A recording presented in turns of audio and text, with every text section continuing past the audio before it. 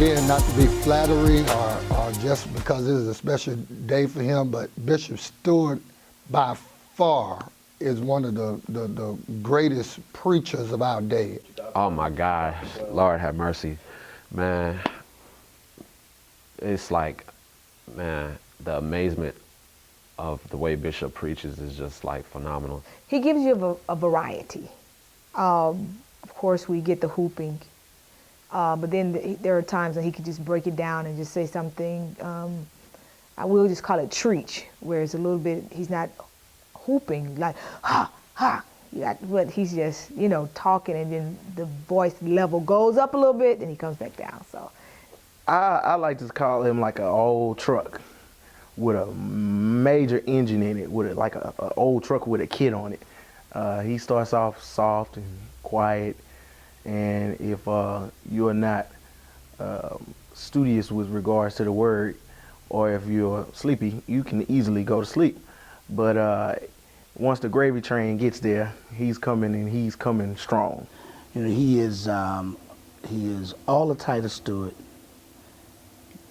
yet you can see some traces of a Noel Jones in his style. And yet even in that, he is still all him. And all I can say, man, is, again, Madhouse. He's a powerful dude, man. He's at another level now. You know, from the Pastor Stewart that when I had to go into the transition, but now he's at a whole different level. I mean, it's I don't know. I can see his dad in his preaching. Some messages that he preach, I just be in awe, because I be like, exciting. He keeps me awake. It's not boring. Not only is Suffragan Bishop Titus Stewart a great preacher, he is a man with extremely high standards. There isn't anything that I have ever experienced with him, in or out of the pulpit, that hasn't been anything less than excellent. I think Pastor runs a very tight ship, and his expectations are clear, and if they are not met according to his standards, then he will definitely make it known. He'll let you know. That if it's not in the spirit of excellence, it won't be done. And that's pretty much, you know, if it's not done the way, the Bishop Titus Stewart way of excellence, man, we all had to step up our game, you know, because that's what his desire is. And he's given us all that sense of doing in the spirit of excellence, and God gets the glory out of it. He just likes a clean house. We can be walking through the church, and he may see a little mustard seed of a piece of paper, and he'll stop talking and bend over and get that paper up off that floor. He just likes a clean house, very meticulous with music, very meticulous with a clean house. His ministry in and of itself, and the way he dresses and the way he carries himself, is all about excellence. Excellence. That's what Pastor Stewart expects and nothing less. It makes you wonder how things would operate if Greater Emmanuel had a pastor with low standards. Well, one Sunday, after another great sermon, Pastor Stewart fell asleep. He was knocked out and had a dream about how a different pastor would operate Greater Emmanuel.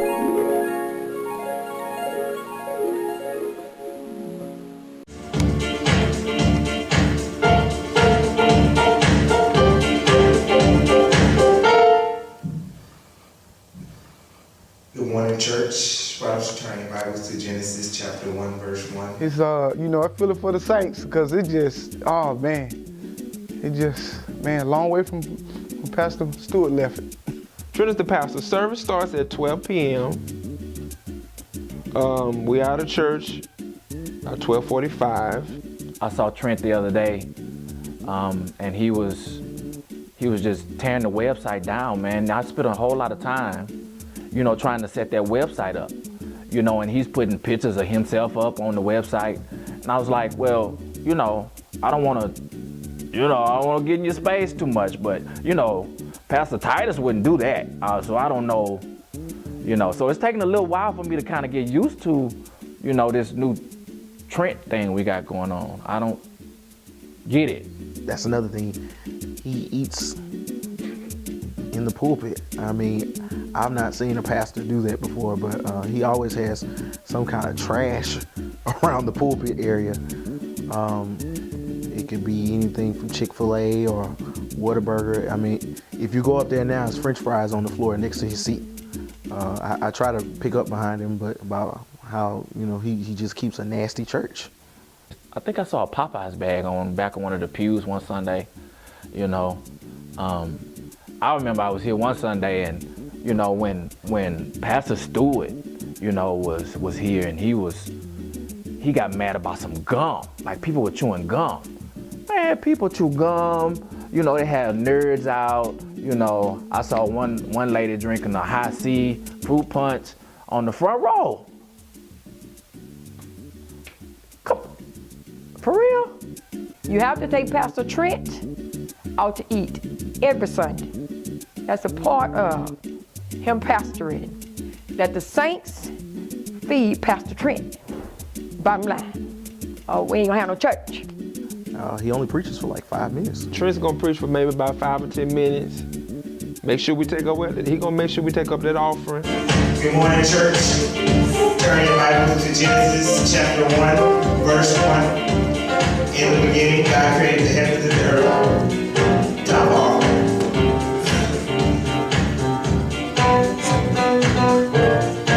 The choir looked like the United Colors of Bennington. They all had on different robes. I didn't know if it was communion. I didn't know if it was first Sunday.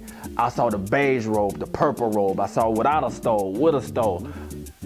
What? I don't really know what's going on. I'm confused. We get started about 12 o'clock. He comes in maybe about 12:30. And don't let the choir be singing. Because if we in the middle of a verse, I don't care if I just started it up. If the Spirit is moving, He's gonna come up and cut us off.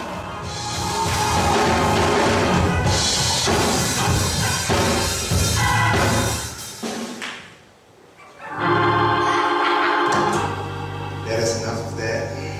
It is offering time. Lord, help us all. Just pray. I don't know. Pray. I guess we just gonna have to make do until the Lord sends us somebody else to know what they're doing. Because I ain't gonna be here long. I'm just gonna tell you now. I miss Pastor Titus Stewart. At least he did things in excellence. Phew. It's a good thing that was just a dream. Pastor Titus B. Stewart would never let that happen here at Greater Emmanuel. He doesn't like for things to be out of order. He wants everything to run smoothly. He wants everybody to be on point. He wants everybody to be prompt. He wants us to be on time. He just, anything that happens out of the ordinary, it bothers him, even when he's preaching. He's a perfectionist, as you probably know, being here, but I've had an opportunity to work with him very closely, and he is very, very driven and has a very, very high level of excellence, to the point where anybody that works with him, you're gonna have to bring your A game, because he's gonna raise the bar with you. One of the things that I can appreciate about him is if it's not done correctly, he doesn't settle for anything less, right? You know, I've been in situations where, you know, he just didn't settle for what I presented. It wasn't good enough. You know, go back to the drawing table, look at it again, you know, and you can only appreciate that because it only makes the person who's doing it better. It takes us to another level. We had a recent council where the programs came out and it wasn't to his expectation. And we scrapped the whole stack of programs, and he made sure that we got a new batch of programs put out. It was an expense that we had to incur, but if it did not meet that level of excellence, if it did not represent him, and did not represent the council, and did not represent Christ to his expectation, it's back to the drawing board. Excellent. I was telling somebody on the other day at my job, I said, my pastor, if service started at 10, you want to start at 10. Not 10:01, not 10:02. And if there's nobody there but him, he will start service by himself. I remember one time in the old building, it was Bible study night, and Pastor was singing, and I opened the door and was nobody in there but Pastor. And he was had started service. Like, if y'all don't get here, church go on. Y'all just missed that part. I was like, serious? He started church with nobody. But he believed in excellence. It was like 1 or 2 times we were supposed to ride together to the airport, and 1 or 2 times he had to leave me. And I'm used to people catering to my time and whenever I arrive, and Bishop is the kind of pastor. If you're not at the spot at the appointed hour, he'll leave you.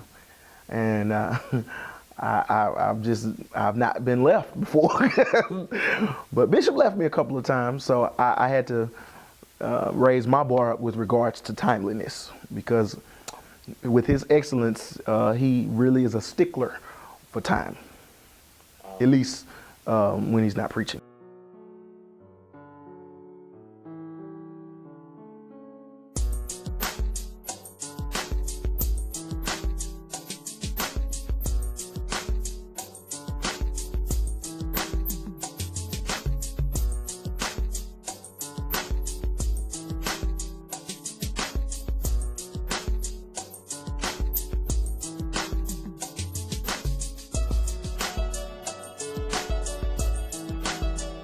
The man I know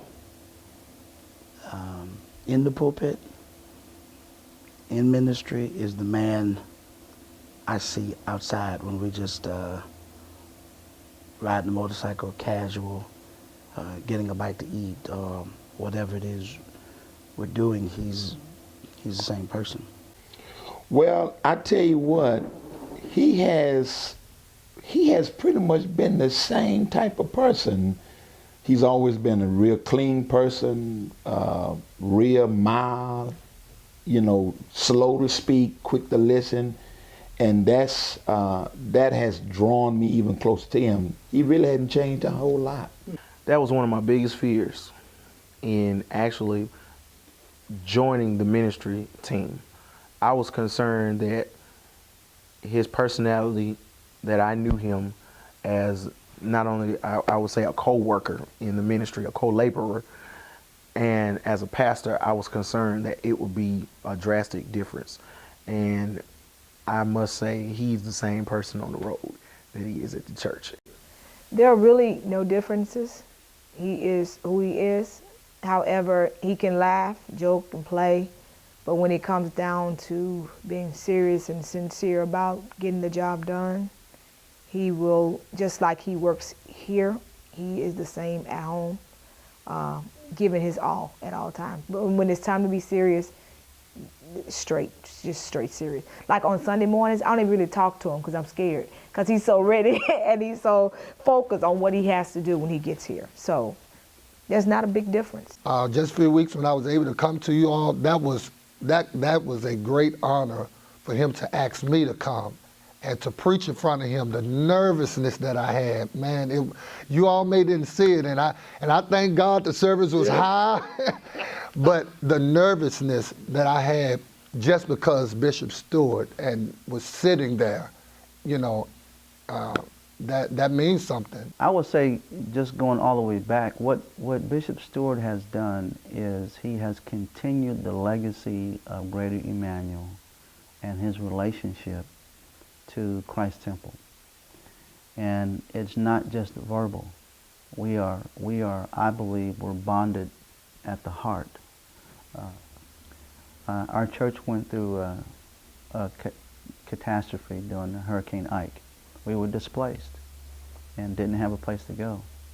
Bishop Stewart didn't even think twice about it. Opened up his doors to the church and allowed us to come in. And it was for a prolonged period of time, longer than we expected.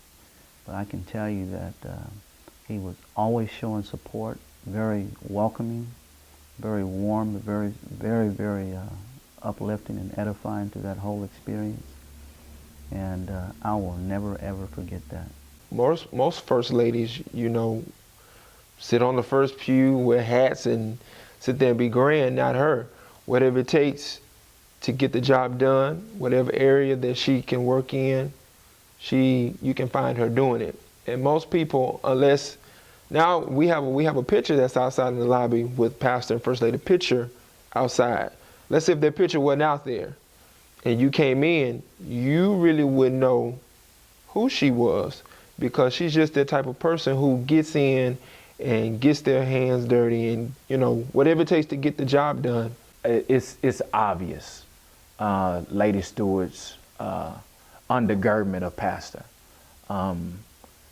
Just how she supports him in ministry. I oftentimes used to tell Bishop Stewart, you just didn't deserve nobody that good. I mean, she is just a sweetheart and always smiling and always has something encouraging to say and can always throw that little funny line in there as well.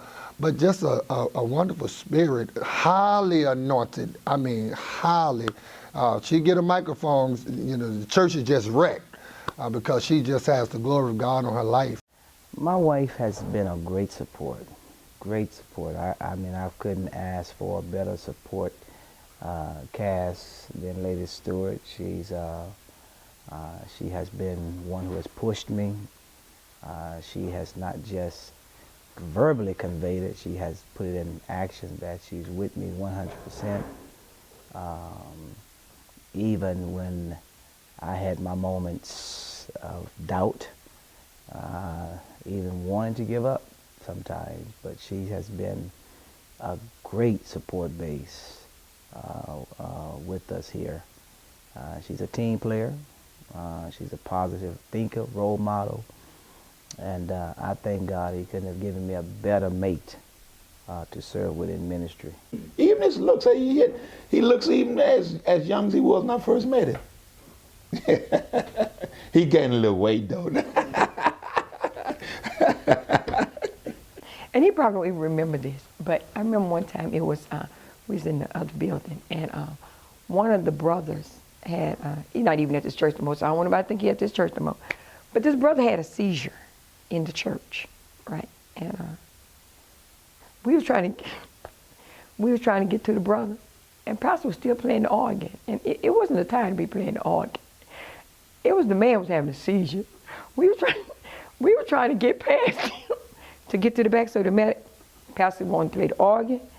I mean, let's just keep.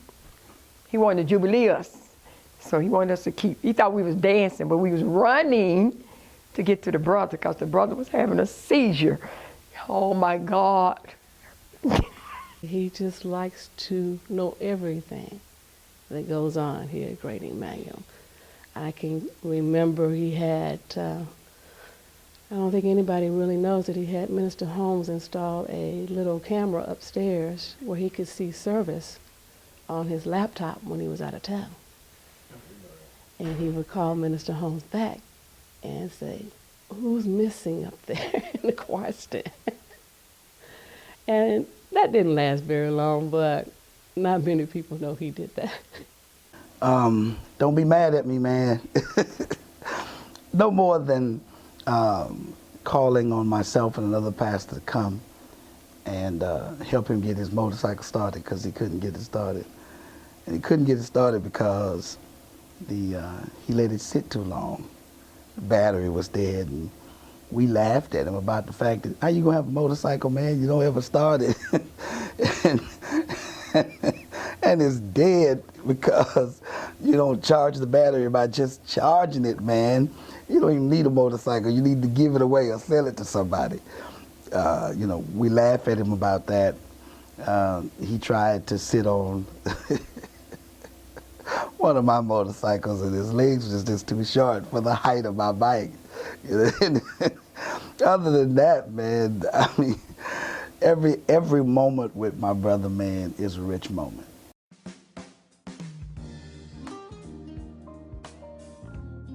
Hello, Pastor. I want you to know that I appreciate you, everything that you put inside of me, everything that I have developed, everything I have learned.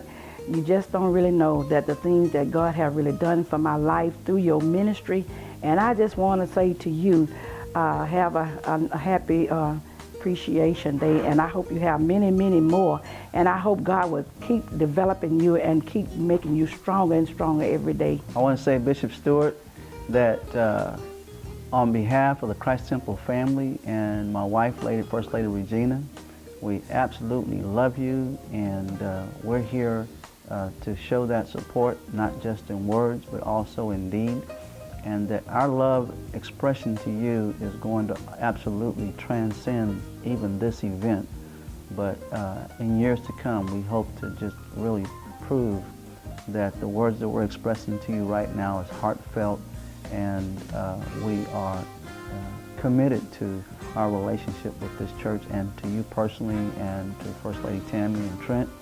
We wish you the best, and many, many, many, many, many more.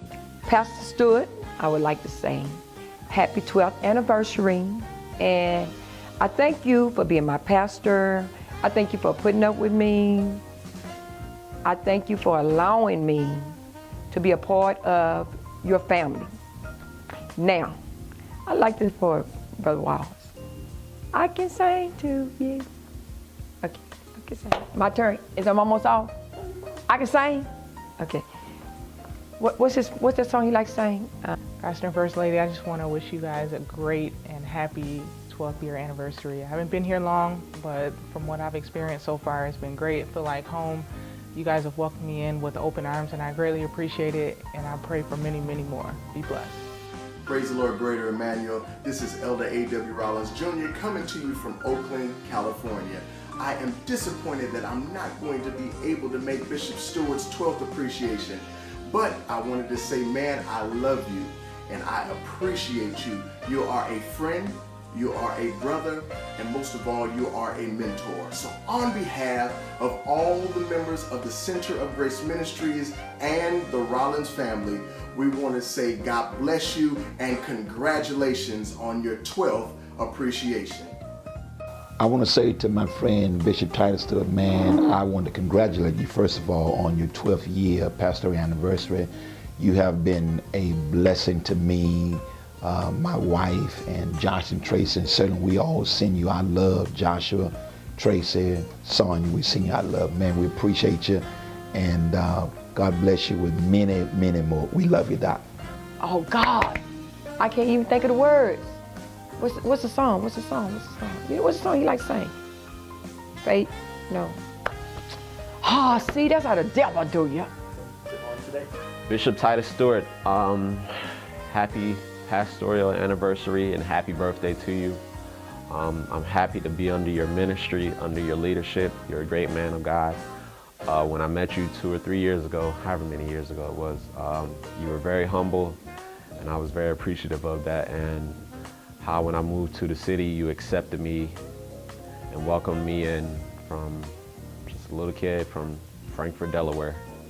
So happy anniversary and blessings to you and many more. Hello, Bishop Stewart, my brother. I want to say happy birthday and congratulations on your pastoral anniversary celebration. We speak blessings and favor. Even in this coming year, we know that God has caused you an assignment for this year that's going to cause you to soar, and you're going to leap through many successes. And I speak that this year, 2012, is going to be your leap year. This is leap year. So I do speak that God's favor, and I love you. Many kisses to my sister-in-law, my sister, Lady Stewart. This is also a time of celebration for you as well. I love you, and God speak blessings to you and Trent as well. Love you. Happy birthday. What's the song? Whoa. How's it go? Faith. No, that ain't. Anyway, I'm gonna think of it and I'm gonna come back. I can get another part in this. Have a very happy and enjoyable birthday, and we do, and I do appreciate you as my pastor and First Lady. Y'all have a great day. Hey, Pastor Stewart, this is Kurt Carr wishing you a happy 12th anniversary, and I wish you many, many more. God bless you with peace and favor. Keep allowing God to use you as you are, and never, never, never underestimate the gift that God has given and put on the inside of you. You are a wonderful pastor. It is not to be second guessed, not to be questioned. God has you in the right place at the right time, at the right season, and with the right person to help you to push forward. I love you so much. God bless you, and happy anniversary. How great, isn't it, girl? You can sing, is our God. But that ain't the song you sing. Sing with me, how great is our God. See, I can sing now, Pastor. Okay, I love you too. Bye. But that ain't the song.